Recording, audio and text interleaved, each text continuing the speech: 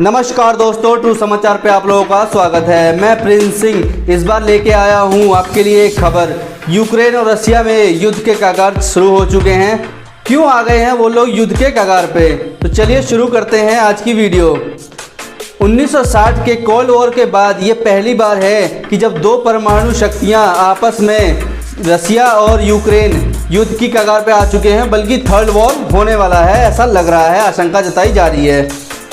मैं आप लोगों को बता देना चाहता हूं कि जो यूक्रेन है रशिया का ही हिस्सा था पहले वो, लेकिन वो यूएसएसआर के विघटन के बाद अलग हो गया। यूक्रेन ने अपने आप को 1991 में एक स्वतंत्र देश घोषित कर दिया। इसके बाद उसने रशिया के बजाय अमेरिका को अपने संबंधी साथी मान के उसने रशिया के बजाय अमेरिका से अपने रिश्ते मजबूत किए और पश्चिमी देशों से भी रिश्ते मजबूत किए हैं। इससे खफा होकर रूस लगातार यूक्रेन में विद्रोह को हवा और समर्थन देता रहा है। वह यूक्रेन को वापस हासिल करने की कोशिश में है। वह पहले ही यूक्रेन के एक शहर क्रीमिया पर कब्जा करके उसे अपना हिस्सा बना चुका है।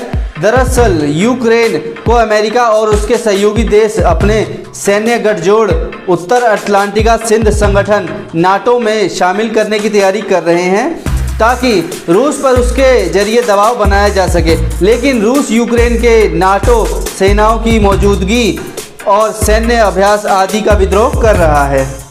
तो आगे मैं आप लोगों को बता देता हूँ, रूस और यूक्रेन की जंग का पूरा दुनिया भुगतेगी खामियाजा।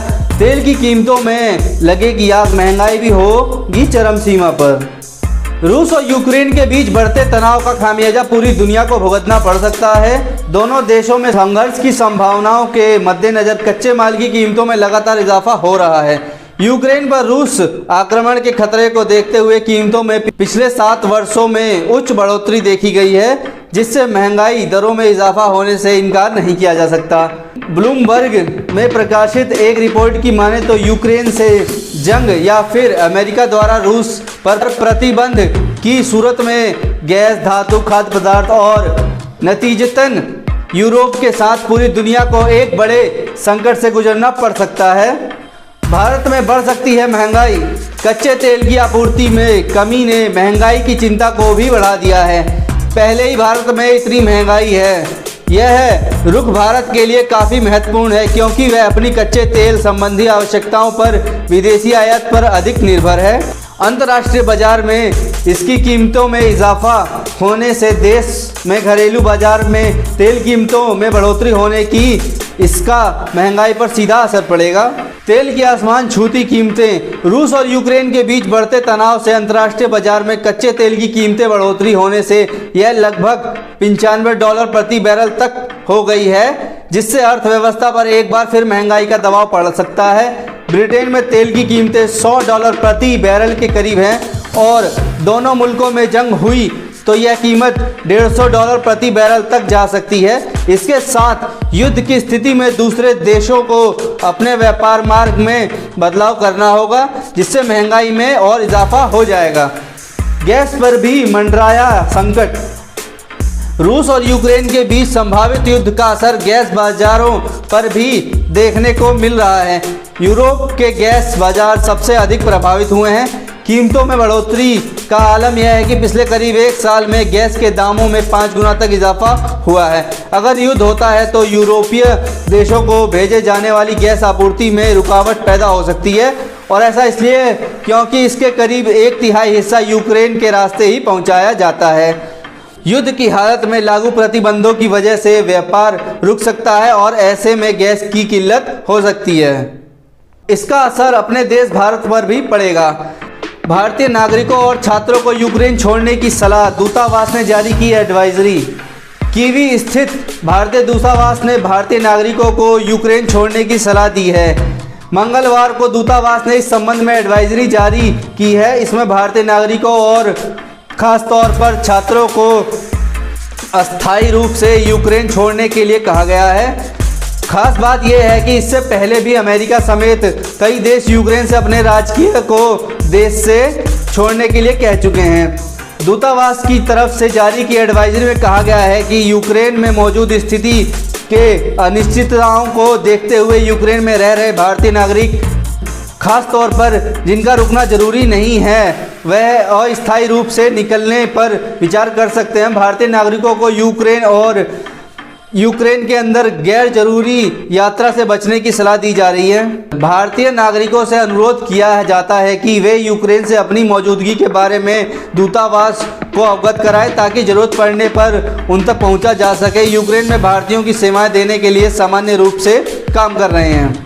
भारत की चेतावनी के बाद यूक्रेन में रह रहे छात्र परेशान हैं। फ्लाइट के टिकट के दाम दोगुने हो चुके हैं, बल्कि उससे भी ज़्यादा हो चुके हैं। यूक्रेन और रूस के जंग के माहौल के बीच में खबर आ रही है, पढ़ाई कर रहे भारतीय छात्र दुविधा में हैं। कीवी स्थित भारतीय दूतावास ने मंगलवार सुबह एक एडवाइजरी जारी कर भारतीय छात्रों को अस्थायी रूप से देश छोड़ने को सुझाव दिए हैं। एडवाइजरी में कहा गया है कि जिन छात्रों का यूक्रेन में रहना आवश्यक नहीं है, वे इन हालातों के बीच यूक्रेन छोड़ने पर विचार करना चाहिए।